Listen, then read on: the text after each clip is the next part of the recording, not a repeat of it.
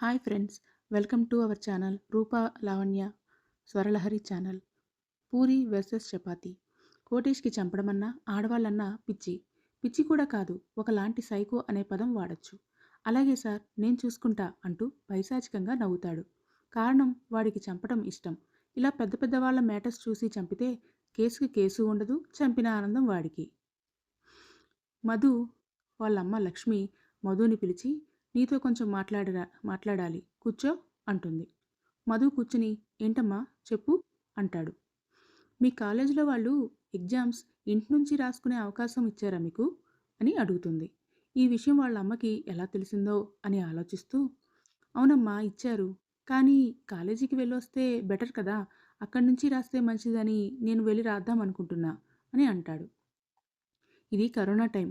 ఈ టైంలో కూడా ఇంటి నుంచి కాకుండా కాలేజీకి వెళ్ళి రాయాల్సిన అవసరం ఏంట్రా? అయినా కూడా ఊరికి మీ అమ్మమ్మని చూడాలని చాలా ఆశగా ఉందిట. నా మాట విని మీరు మా అమ్మ వాళ్ళ ఊరికి వెళ్ళండి. కాదు కూడదు అనడానికి లేదు. నేను పూరికి మాట ఇచ్చాను. నువ్వు కూడా తనకి తోడుగా వస్తావు అని. అక్కడికి వెళ్ళి ఓ నెల రోజులు ఉండి రండి. ఎలాగా మీకు ఎగ్జామ్స్ అయిపోయాక సెలవులే కదా. ఎగ్జామ్స్ కూడా అక్కడికి వెళ్ళి ఆన్లైన్లో రాసుకోండి అని చెప్పి అక్కడి నుంచి వెంటనే వెళ్ళిపోతుంది. అమ్మా, నేను చెప్పేది విను, ఆగు అంటూనే ఉంటాడు మధు. కానీ ఆవిడ వినిపించుకోకుండా వెళ్ళిపోతుంది. ఆవిడికి తెలుసు, ఇంకక్కడ ఒక్క నిమిషం ఉన్నా కూడా మధు ఎలాగో ఒకలాగా అమ్మని ఒప్పించేస్తాడు అని. అందుకే మధుని ఏమీ మాట్లాడనివ్వకుండా అక్కడి నుంచి వెళ్ళిపోతుంది. మధుకి కూడా అర్థమైపోతుంది ఇదంతా పూరి ప్లాన్ అని. వెంటనే పక్కనే ఉన్న పూరి వాళ్ళ ఇంటికి వెళ్ళి, పూరి పూరి అని అరుస్తూ ఉంటాడు. పూరికి కూడా అర్థమైపోతుంది విషయం తెలిసిపోయింది అని. అందుకే అలా అరుస్తున్నాడు అని. అందుకే మాట్లాడకుండా తన రూమ్లో పడుకున్నట్టు నటిస్తూ ఉంటుంది. వాణి వచ్చి, మధు ఏమైంది, ఎందుకు అలా అరుస్తున్నావు? పూరి పడుకున్నట్టు ఉంది నాన్న, లేచాక నేను పంపిస్తానులే అంటుంది. మధుకి ఇంకా కోపం ఎక్కువయ్యి సరాసరి పూరి రూమ్లోకి వెళ్ళిపోతాడు. వాణి వీళ్ళ గొడవలు ఎప్పుడు కావుతాయో ఏంటో అని తలకొట్టుకుంటూ మళ్ళీ వంటింట్లోకి వెళ్ళిపోతుంది. రూమ్లోకి వెళ్ళి మళ్ళీ పూరి పూరి అని పిలుస్తాడు. కానీ పూరి ఎంత పిలిచినా పలకకపోయేసరికి మధుకి అర్థమైపోతుంది కావాలనే నటిస్తోంది అని. దగ్గరికి వెళ్ళి చెవి మెలితిప్పి పైకి లేపుతాడు.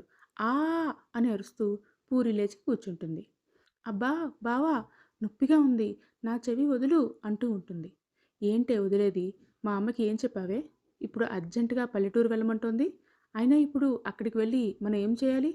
నీకు అంతగా మా అమ్మమ్మని చూడాలనిపిస్తే మావయ్యని తీసుకుని వెళ్ళు, అంతేకాని నన్ను ఇరికించకు అంటాడు.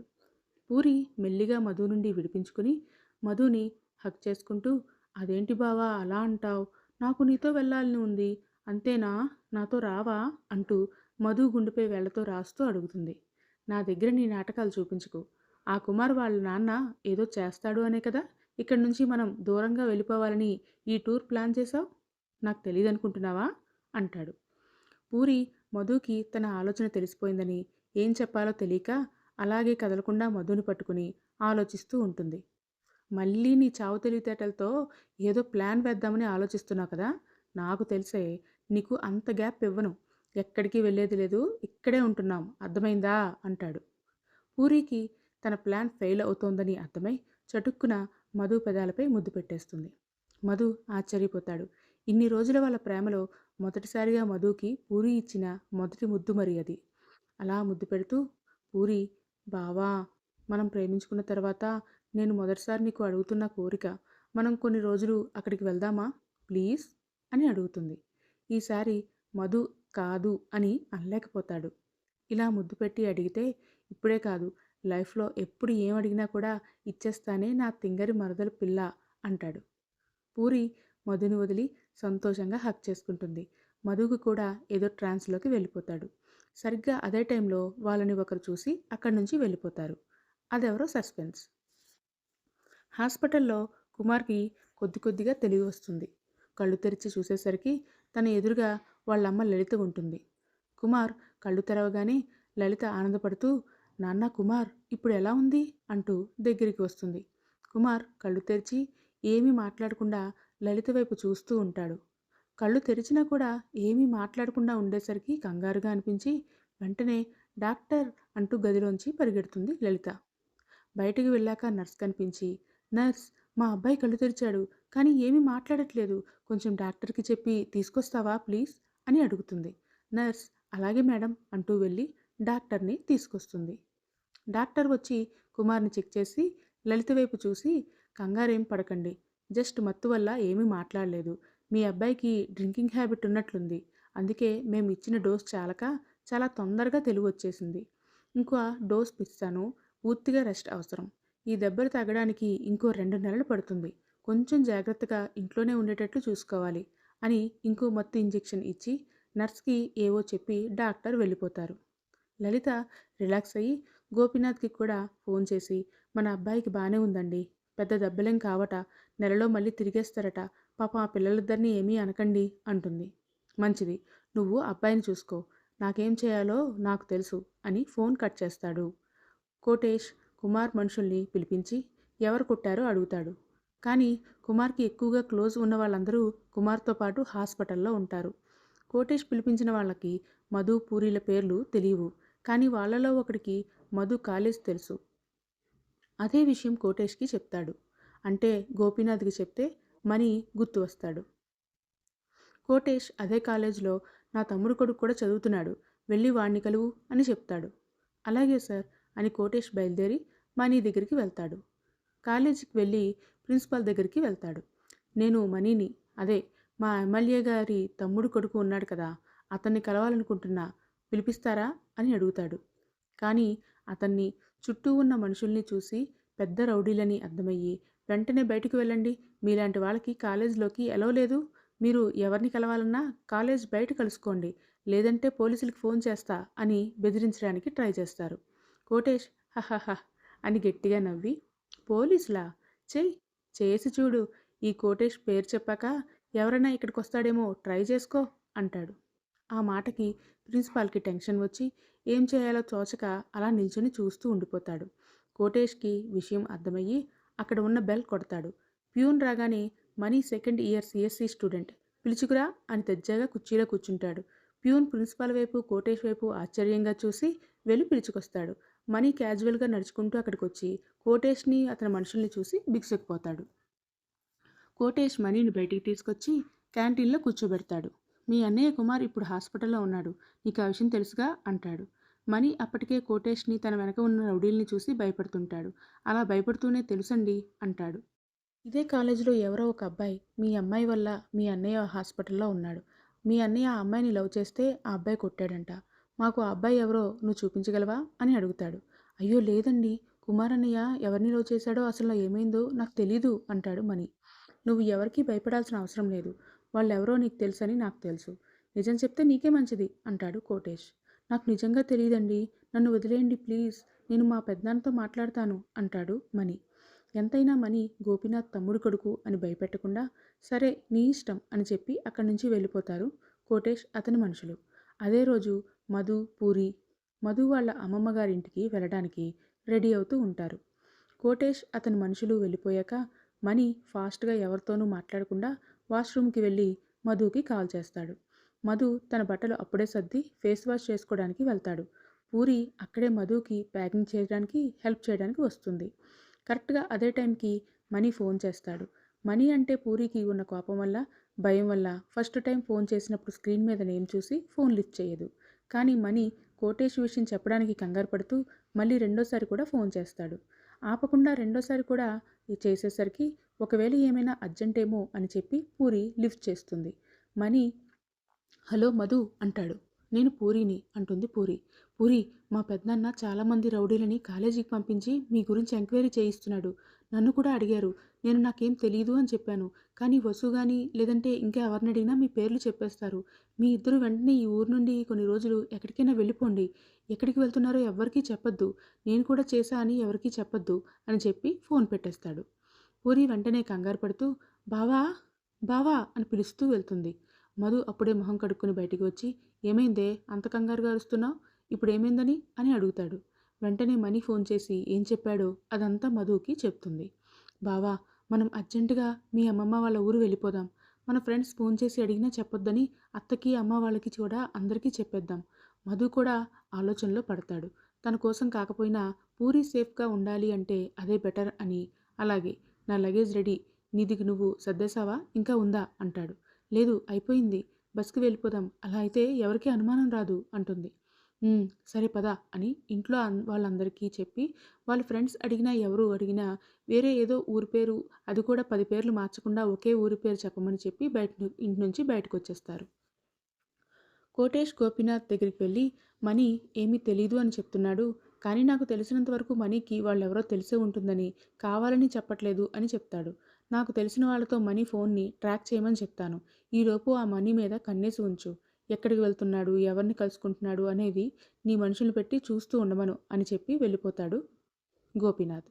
అక్కడ కాలేజ్లో వసుకి ఎవరో పెద్ద పెద్ద రౌడీలు, గుండాలు వచ్చి మనీని కలిశారు అని తెలుస్తుంది. కానీ కుమార్కి మధుకి గొడవ అయిన సంగతి, మధు కుమార్ని కొట్టిన విషయం, కుమార్ ప్రస్తుతం హాస్పిటల్లో ఉన్న విషయాలు ఏవీ తెలియవు. పైగా ఆ రోజు మధు, పూరి ఇద్దరూ కాలేజ్కి రాకపోవడం వల్ల వసుకి అనుమానం వస్తుంది. వాళ్ళేమైనా ఊరుదాటి పారిపోయారేమో అని. మనీని కలిస్తే కొన్ని విషయాలు అయినా తెలుస్తాయి కదా అని ఆలోచించి మళ్ళీ తనతో రూడ్గా, కేర్లెస్గా మాట్లాడిన సంగతి గుర్తొస్తుంది. పర్వాలేదులే, ఏమైనా అంటే అప్పుడు చూసుకోవచ్చు అని కలవడానికి వెయిట్ చేస్తూ ఉంటుంది. అందుకే లంచ్ బ్రేక్లో వసు మనీని కలవడానికి తన క్లాస్కి వస్తుంది. కానీ మనీ లంచ్ కూడా చేయకుండా టెన్షన్తో ఒక్కడే అక్కడ కూర్చుని కనిపిస్తాడు. ఈ టైంలో అక్కడ వసు కనిపించేసరికి మనీకి ఫుల్ చిరాకు వస్తుంది. చూడు, నేను ఫుల్ చిరాకులో ఉన్నాను, డిస్టర్బ్ చేస్తే మాత్రం ఏం చేస్తానో నాకే తెలీదు, ముందే చెప్పేస్తున్నా అంటాడు. అది కాదు మనీ, పూరి మధు ఇద్దరూ కాలేజ్కి రాలేదు, వాళ్ళు సేఫ్గానే ఉన్నారుగా. ఏంటి, నక్క దేవుడి మంత్రాలు వల్లవేస్తోంది, వాళ్ళు చెడు కోరుతూ ఇప్పుడు మంచిగా ఉన్నారా అని అడుగుతున్నావా? నీ నటనా ప్రదర్శన ఇంకెక్కడైనా చూపించుకో, నా దగ్గర వేస్ట్, వెళ్ళు ముందు అంటాడు కోపంగా. వీడిని అడిగి కూడా వేస్ట్, ఆ కుమార్కే ఫోన్ చేసి కనుక్కుంటాను అని అక్కడి నుంచి వచ్చేస్తుంది వసు. రావటమైతే వస్తుంది కానీ కుమార్కి ఫోన్ ఎన్నిసార్లు ట్రై చేసినా స్విచ్ ఆఫ్ అనే వస్తుంది. చేసి చేసి చిరాకొచ్చి పూరీ మధుల గురించి ఆలోచిస్తూ పిచ్చి పట్టినట్టు అవుతుంది. ఈవినింగ్ కాలేజ్ అయిపోయాక పూరి ఇంటికి వెళ్ళి కనుక్కుంటే కానీ నా పిచ్చి తగ్గదు అని అనుకుంటుంది. పూరి మధు ఇద్దరూ వాళ్ళ ఊరు వెళ్లాల్సిన బస్ ఎక్కి కూర్చుంటారు. సిటీ దాటే వరకు పూరి మనసులో ఉండదు. మధు మాత్రం చెవుల్లో ఇయర్పాడ్స్ పెట్టుకొని సాంగ్స్ వింటూ ఎంజాయ్ చేస్తూ ఉంటాడు.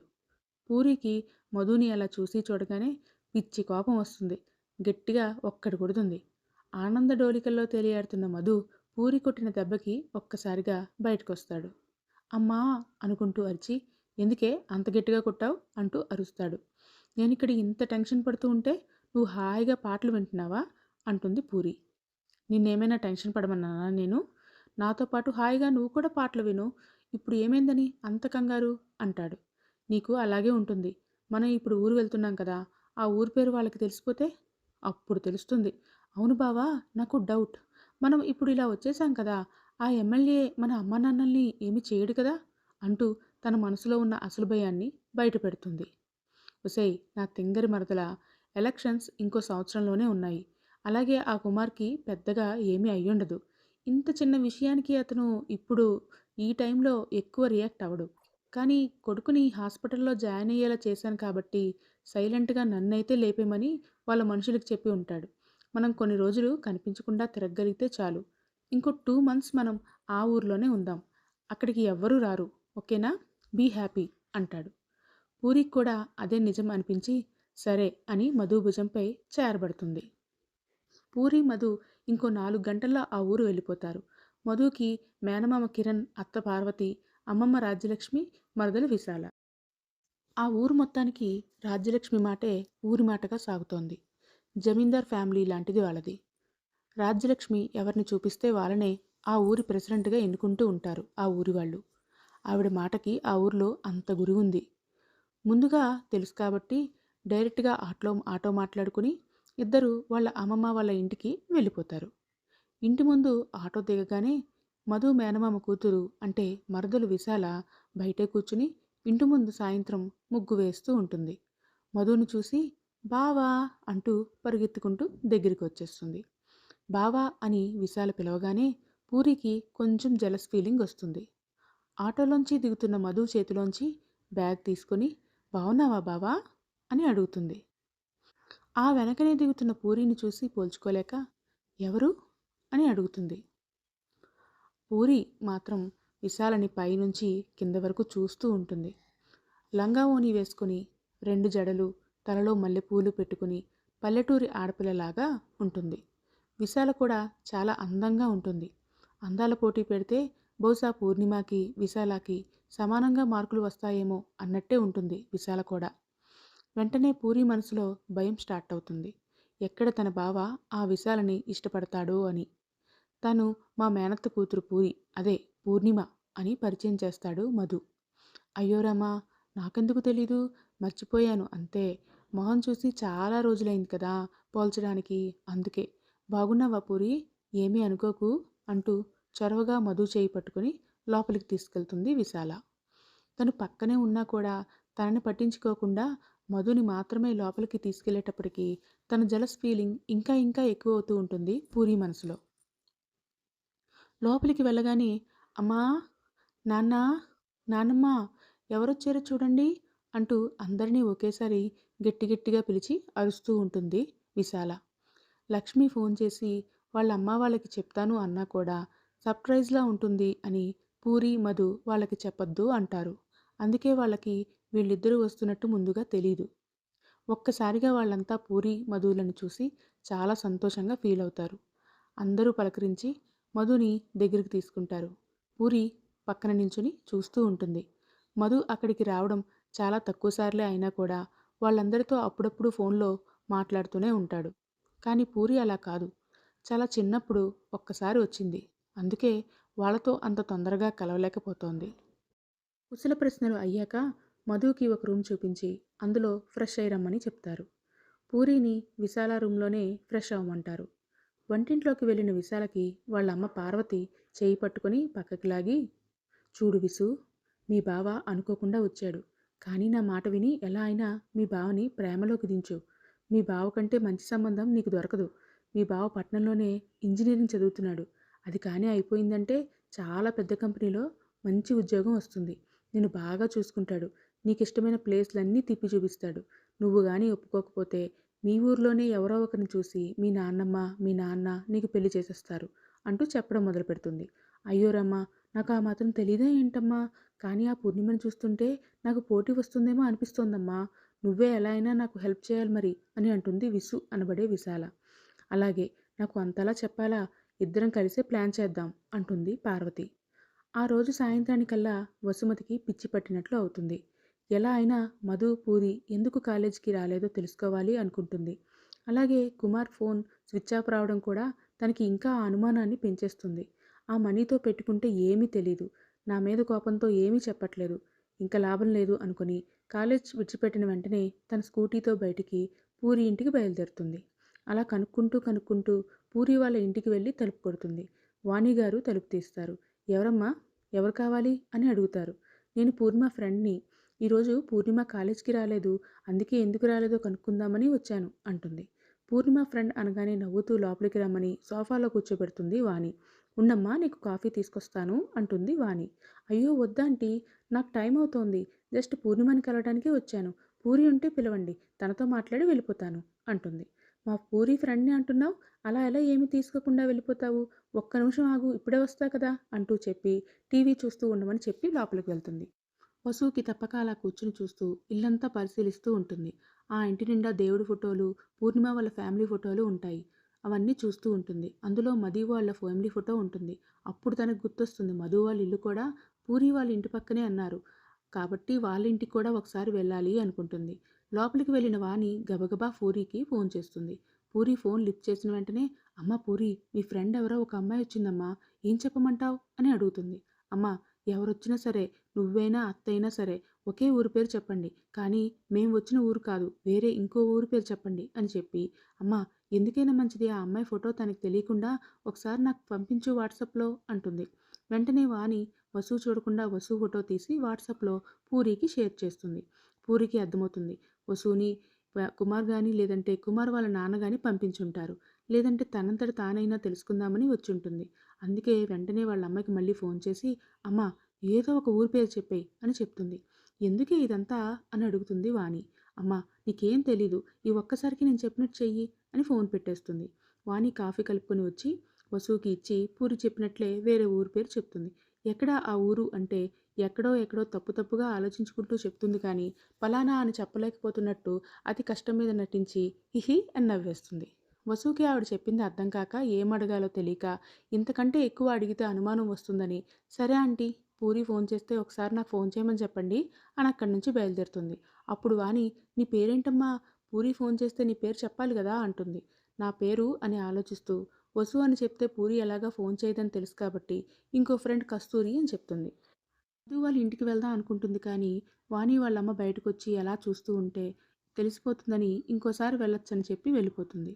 పూరి ఫోన్ పెట్టేసి ఈ విషయం బావకి చెప్పాలి అని ఫాస్ట్గా ఫ్రెష్ అవ్వడానికి వాష్రూమ్లోకి వెళ్తుంది. మధు రెడీ అయి వస్తాడు. విశాల అప్పుడే తన స్టైల్లో బిర్యానీ కలపడం స్టార్ట్ చేసేసి బావా దగ్గరలో ఉన్న గుడికి వెళ్తున్నా రా చూద్దు గాని అని మధు రాను అంటున్నా కూడా చేయి పట్టుకుని తీసుకెళ్తుంటుంది. మధు ఇదేంటి విశాల ఇంత చొరవగా నా చేయి పట్టుకుంటోంది, మేము కలిసింది కూడా ఎప్పుడో చిన్నప్పుడు కదా, ఒకవేళ భావని కాబట్టి వరుస అవుతా అని క్లోజ్గా మూవ్ అవుతుందా, ఇలా అయితే పూరి నన్ను చంపేస్తుంది దేవుడా అని అనుకుంటూ తన వెంటే నడుస్తూ ఉంటాడు. విశాల వల్ల పూరి మధు మధ్యలో దూరం వస్తుందా? రాజ్యలక్ష్మి మనవరాలు మధుని కోరుకుంటే పూరిని ఏం చేస్తుంది? కోటేష్ సడన్గా కామ్ ఎందుకయ్యాడు? నెక్స్ట్ పార్ట్లో చెప్తాను. మీకు ఈ కథ నచ్చితే సబ్స్క్రైబ్ చేసుకోవడం మర్చిపోకండి. Thank you.